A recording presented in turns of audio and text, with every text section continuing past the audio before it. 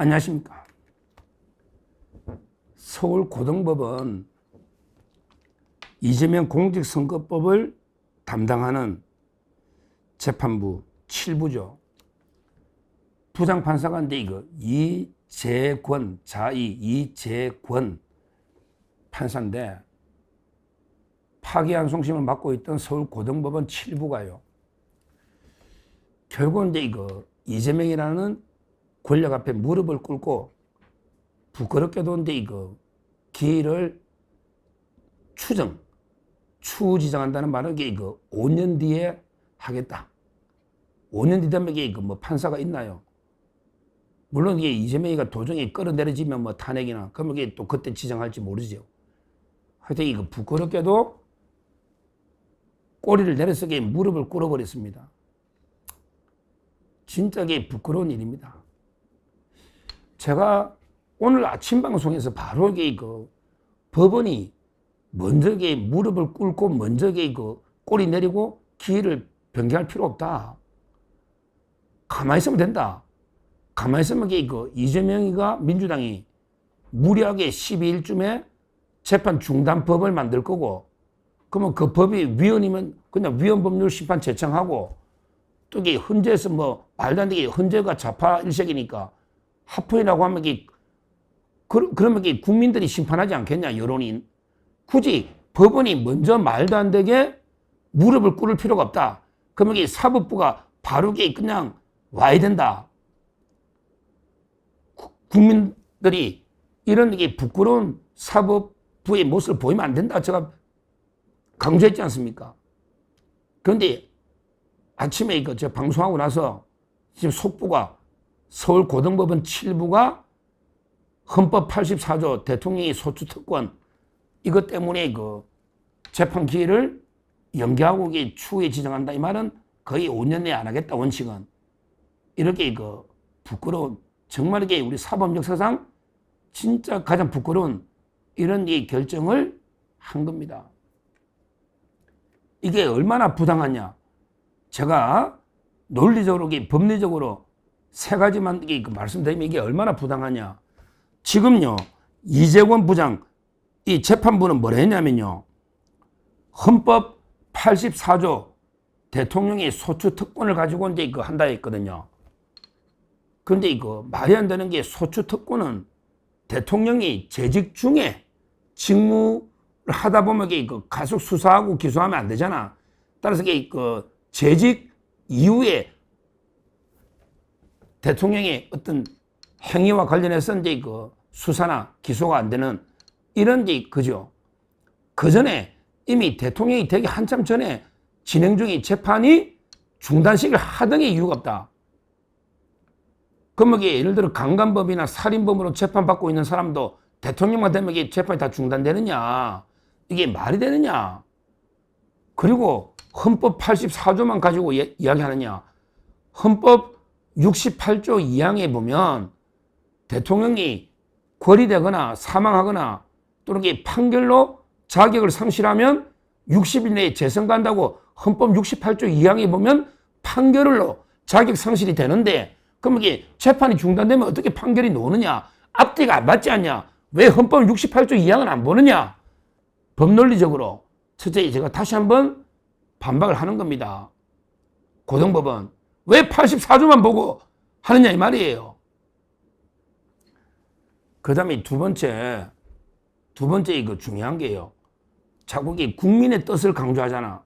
국민이 그 모든 걸 알고 이재명을 대통령으로 뽑았는데 왜 재판에 날리느냐, 재판하느냐. 그러면 국민의 의사를 무시하는 거 아니냐. 이게 어제 조국당에서도 이렇게 떠들었잖아요. 민주당에서도 이렇게 떠들었잖아. 근데요, 그럼 국민의 뜻이 재판 중단이 국민의 뜻이냐?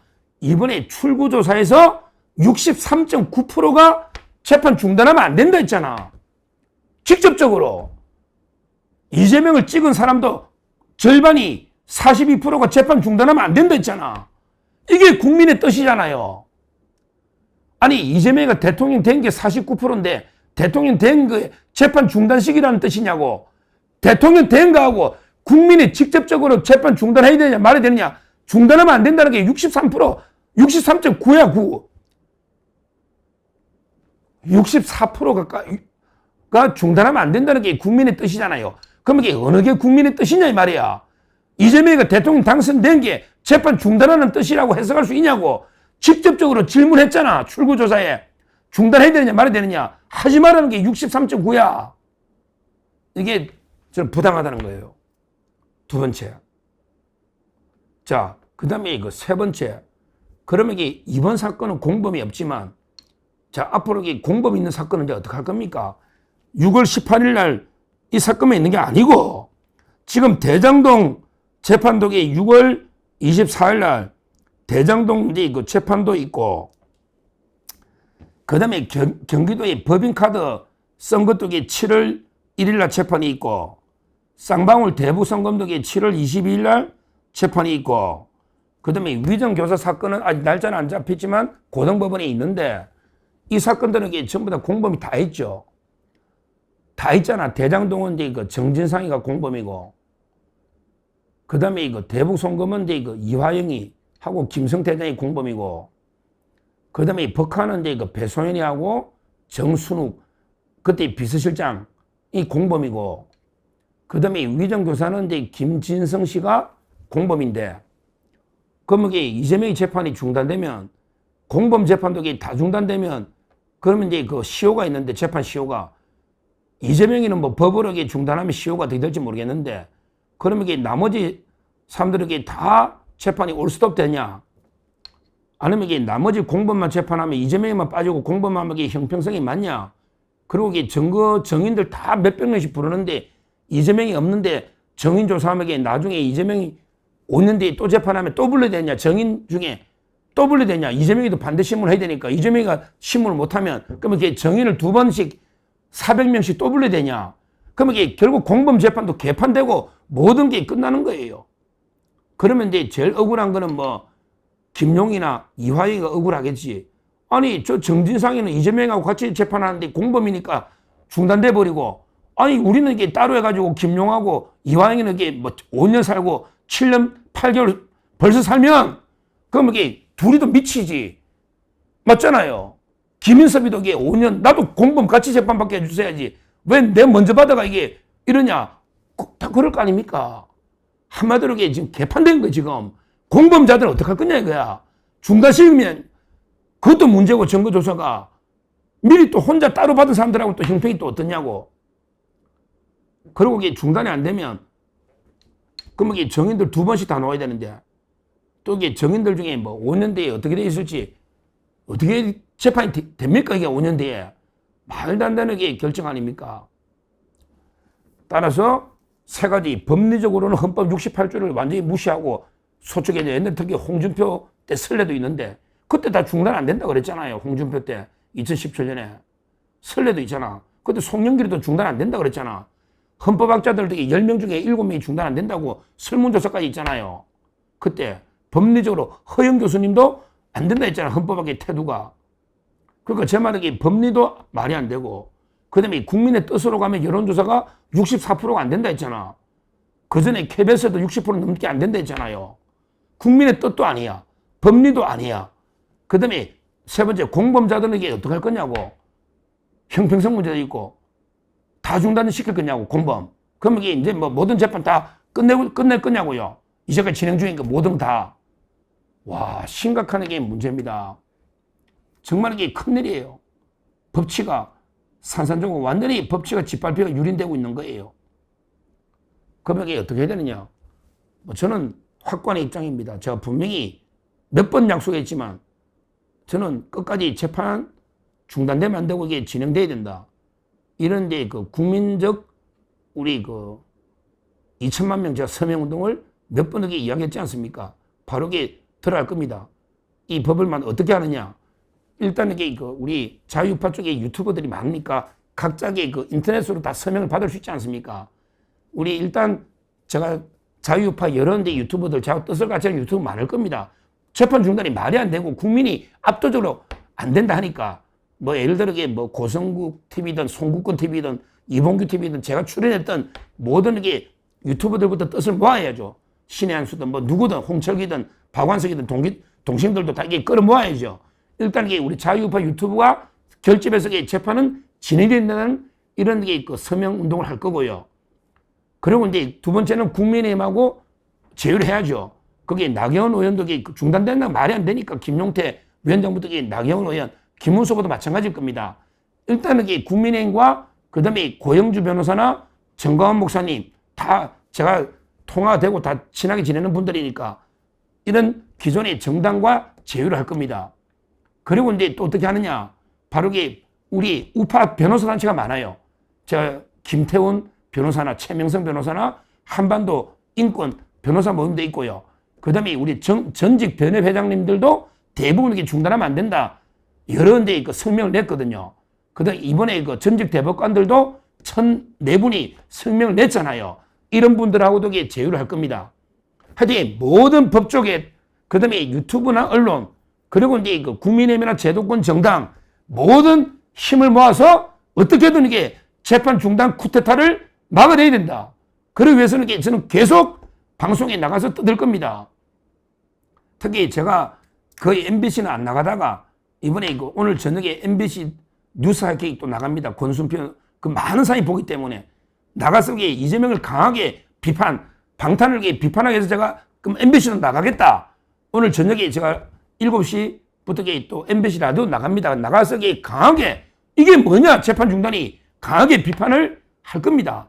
중도든 좌파든 연대할 거고요. 특히 중요한 게 저는 이낙연 대표가 요즘 너무 옳은 이야기를 해요. 와, 이거는 좌우를 떠나서 이낙연 대표가 제일 잘 싸우고 진짜 옳은 말만 합니다. 이낙연 대표나 전병헌 대표 우리 같이 연대해서 만나서 이재명 이 방탄을 막아낼 겁니다. 그러니까 우리가 광화문부터 완전히 저 합리적인 진보 세력, 이낙연 대표 특히 다 힘을 모아서 왜 이재명 재판이 모두 올스톱 되느냐? 그럼 공범자들은 어떻게 되느냐? 공범자들은 이거야말로 완전히 사법체계 무너지는 거 아니냐? 이렇게 투쟁을 할 것이다. 제가 분명히 말씀드리고 오늘 제가 이재권 판사에게 뭐라 했습니까? 그때 연기할 때도 문제지만 뭐 김재규 재심 결정할 때부터 제가 계속 비판했지 않습니까? 우리 법에 이재권 치면 논다고. 우리 법에 이재권. 근데 제일 먼저 꼬리 내린 이게 이재권 부끄러운 판사 아닙니까? 김재규를 재심한다고 할 때 제가 강하게 비판했고 그다음에 우리법연구의 명단에 있다. 이걸 비판했는데 제일 먼저 꼬리 내리고 부끄러운 결정을 했습니다. 과연 이게 대장동 재판, 그다음에 대북 송금 재판, 그리고 이제 법카 이 재판부는 어떻게 결정할까?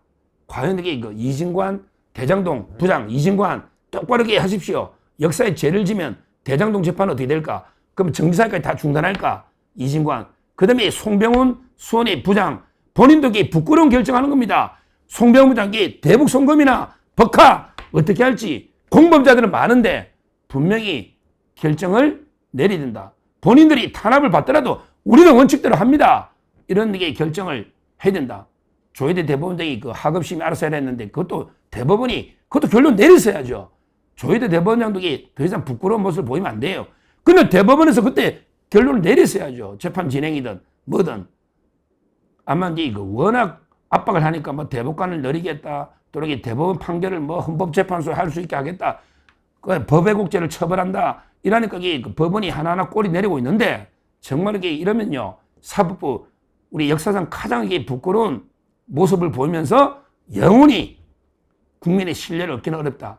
지금 벌써 완전히 상권 분립이 무너지면서 이재명 독재 가고 있는데 거기에 다 강하게 맞서 싸우지는 못하고 뭐 그렇게 겁이 많은지 판사까지 하신 분들이 이런 부끄러운 모습을 보이면 안 된다. 다시 한번 엄중 경고하고요. 나머지 재판은 어떻게 되는지 이것도 우리가 지켜봐야 되고 하여튼 중단되면 제가 말한 그런 방법으로 저는 끝까지 맞서 싸우겠다. 이렇게 말씀을 드립니다. 감사합니다.